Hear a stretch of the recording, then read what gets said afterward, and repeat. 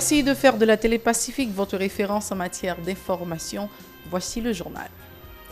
Présentation officielle mardi du pacte de gouvernabilité de l'exécutif aux représentants des différents secteurs de la vie nationale lors d'une cérémonie au centre de convention de la Banque de la République à Port-au-Prince. La présidente du parti Fusion des sociaux-démocrates exprime son désaccord avec l'administration Moïse Séyan sur la méthode utilisée pour lancer son pacte de gouvernabilité.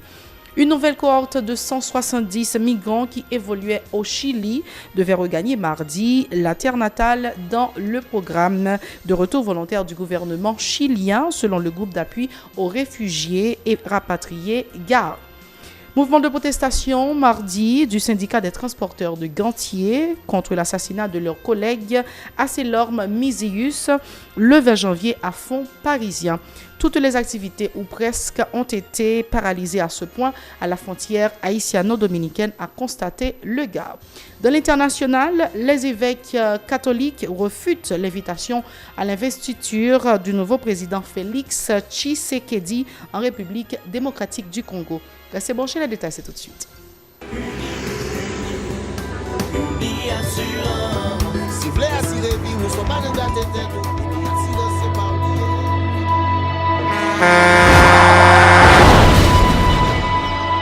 En général, moun pa reme pran assurance. Yo considéré que son l'argent rejeté. Et pourtant, l'argent assurance te doué dans budget ou à côté l'argent caille avec l'argent mangé. Li là pour les deux ou traverser un mauvais pas. Gardez tout à côté ou. Ouais comment gros problème qu'on entre sur monde sans attendre. Mandez Dieu pardon, ça qu'arrive au tout. Une assurance dit ou précaution pas capon. Les mal arrivés, les faux amis flair saison a fait comme si on pas de jambe connaît ou. Une assurance après rétaver au pour le jour, continuer vivre la vie ou quitter ce course là dans main nous. Uni Assurance. Vivez en toute assurance. Merci d'être encore avec nous sur la Télé Pacifique. Voici le développement du journal. Sous les auspices du président de la République, le gouvernement a procédé mardi à la présentation du document intitulé « Pacte de gouvernabilité » aux représentants des différents secteurs de la vie nationale lors d'une cérémonie au centre de convention de la Banque de la République d'Haïti. Le pacte de gouvernabilité est le fruit du dialogue lancé en novembre dernier par l'exécutif, a indiqué son chef, qui exhorte le Premier ministre à poursuivre le processus en vue de trouver des pistes de solutions aux problèmes du pays. Suivez ce reportage de Mario Sylvain et Rigueur Noël. Et le dialogue que nous sommes en train, je ne dis pas de prôner, mais de demander, c'est un dialogue sincère, direct. Il ne doit pas y avoir de sujet tabou. Parce que nous sommes arrivés à un carrefour, nous devons nous regarder l'un l'autre dans les yeux. Demandez au Premier ministre, parce que nous avons une date butoir, qui est le 7 février, je veux lancer le dialogue le 7 février. PM, je vous demande de continuer sur cette lancée. Il faut continuer à vous asseoir avec ceux qui ne sont pas là aujourd'hui. Parce que nous avons besoin de tout ce monde. Parce que le pays a trop souffert de ces situations de méfiance. Nous sommes arrivés à un carrefour où les Haïtiens doivent se mettre ensemble, sont obligés de se mettre ensemble pour sortir de ce pays. Je ne veux pas parler de l'enfer, du sous-développement, mais de l'annihilation tout court. Nous sommes dans un monde... Présent à cette activité, le responsable de l'initiative de la société civile a salué cette démarche de l'administration Moïse Séyan, indiquant qu'elle pourra contribuer à la sortie de crise. Le professeur Rosny Desroches. La nation en a désespérément besoin afin d'améliorer la gouvernance du pays. Nous avons besoin d'un pacte de gouvernabilité parce que nous devons trouver ensemble les moyens pour dynamiser notre économie, pour créer des emplois. Notre jeunesse est impatiente, elle ne peut plus attendre, elle veut en découdre, elle a besoin d'emplois, car Elle est au chômage à 60% dans nos villes. Nous avons besoin d'un pacte de gouvernabilité car il nous faut un système judiciaire équitable, une police capable de garantir la sécurité dans les moindres recoins du pays, tout en respectant et en protégeant toute vie humaine.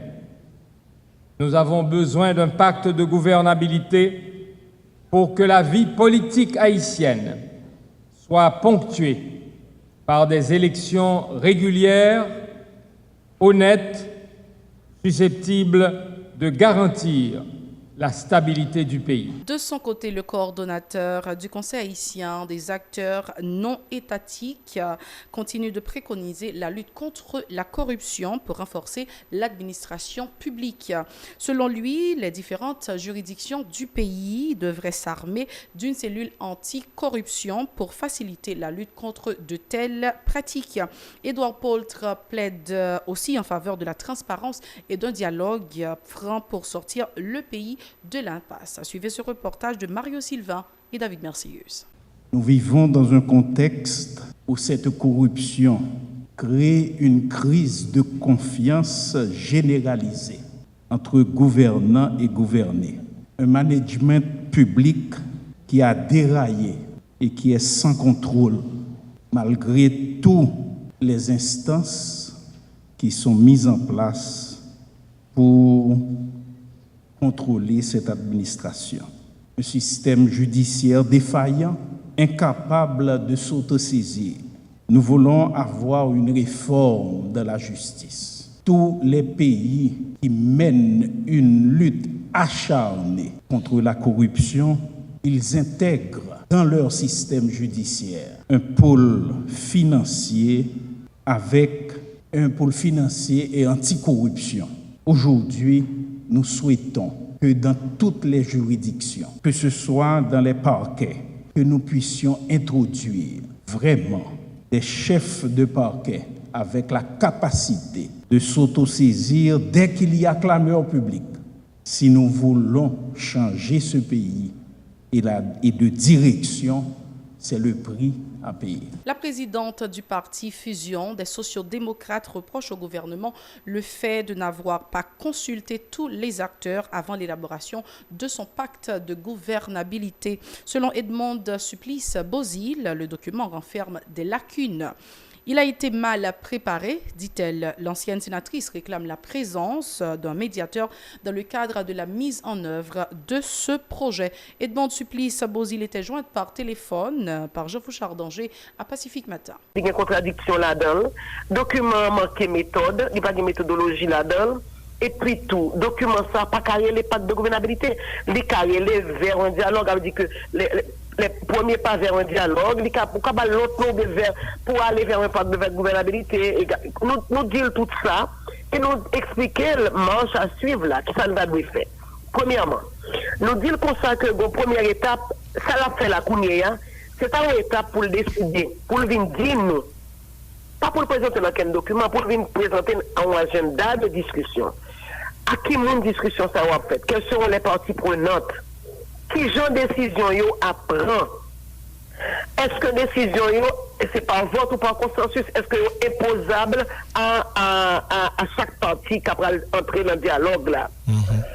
Et puis nous dire que ça c'est en premier temps, ça c'est pour nous mettre d'accord et puis il faut arriver nos médiateurs. Autre actualité à ce journal, une nouvelle cohorte de 170 migrants qui évoluaient au Chili devait regagner mardi la terre natale dans le cadre du programme de retour volontaire du gouvernement chilien, selon le groupe d'appui aux réfugiés et rapatriés GAR. Il s'agira du 4e vol à destination de l'aéroport international Toussaint Louverture qui accueillera un nouveau groupe de compatriotes le 30 janvier prochain, a déjà annoncé le sous-secrétaire d'État de l'Intérieur chilien Rodrigo Ubila. Ces 170 personnes portent à 887 le nombre de migrants rapatriés par les autorités chiliennes.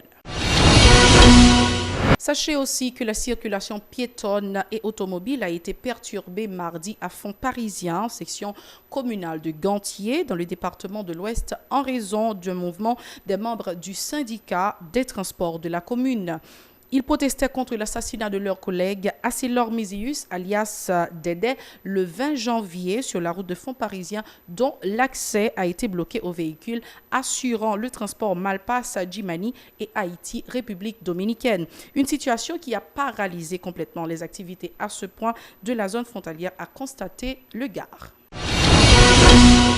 Un accord tripartite a été signé mardi entre l'Organisation internationale de la francophonie OIF, la société Bange et les 3 équipes lauréates au concours de Hackathon Innovation Média organisé par l'OIF en septembre 2018 dans le but d'accompagner des jeunes dans la réalisation de projets numériques innovants.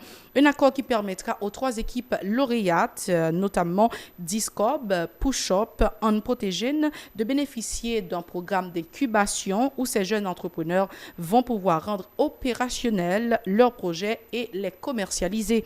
Marc-Alain Boussico, responsable de Bange, au micro de Nancy Constant et David Mercieuse. Le programme d'incubation est destiné à des entrepreneurs ayant des idées, ayant travaillé sur un minimum de prototypes, comme ces chers gagnants du hackathon qui ont pu en 24 heures construire, passer d'une idée à un minimum de prototypes, les prendre et les permettre de finaliser les prototypes et rentrer justement sur le marché. Donc c'est donc le défi que nous a proposé l'OIF pour ces jeunes entrepreneurs. C'est un immense plaisir pour moi, mais surtout une fierté de me retrouver avec vous ce matin pour signer le protocole tripartite. C'est-à-dire que cette activité, c'est un engagement de Bange avec l'OIF, mais surtout avec les entrepreneurs. Et je veux rentrer un peu dans les détails de ce que cela veut dire incubation et ce à quoi ces jeunes vont devoir s'attendre durant les 3 prochains mois. D'abord, ils devront travailler dur. C'est pour cela que l'accord qu'ils vont signer exige qu'ils travaillent au moins 20 heures par semaine sur leur idée d'entreprise. Nous leur offrons aussi l'accès aux locaux de Bange. Un autre élément important aussi pour les permettre de grandir sera l'accès à des coachs et à des mentors, des gens qui auront déjà créé des applications qui ressemblent à ce qu'ils ont déjà fait. Un autre élément important de la méthodologie est l'accès à un minimum de financement, ce que nous appelons à Bange un fonds d'innovation. C'est un fonds qui permet aux entrepreneurs de ne pas être bloqués pour un petit minimum, juste pour payer un site internet ou juste pour faire une petite dépense de base. Le représentant de l'OIF en Haïti, Emmanuel V. Adjovi, indique que le programme incubateur s'étendra sur 3 mois dans le local de Bange, arguant que l'OIF se réjouit de contribuer au développement de l'entrepreneuriat dans les pays membres de la francophonie. Écoutons le micro de Nancy Constant et David Mercieuse. Nous avons décidé de signer avec Bange un espace de travail collaboratif, un programme d'incubation pour les 3 équipes que vous connaissez certainement, Discob, Push Up et Unprotégez-nous. Aujourd'hui, nous voulons signer avec ces 3 équipes une convention au thème de laquelle ces équipes doivent travailler ici au sein de Bange pendant 3 mois. Et au cours de ces 3 mois, ces équipes bénéficieront d'un certain nombre d'avantages ou de ressources nécessaires à la réalisation ou de leurs défis. Un fonds d'investissement modeste, mais efficace, un local de travail, un fonds documentaire, un réseau d'affaires et principalement des mentors qui suivront et coacheront les incubés tout au long de la période. Pour nous, c'est véritablement un honneur.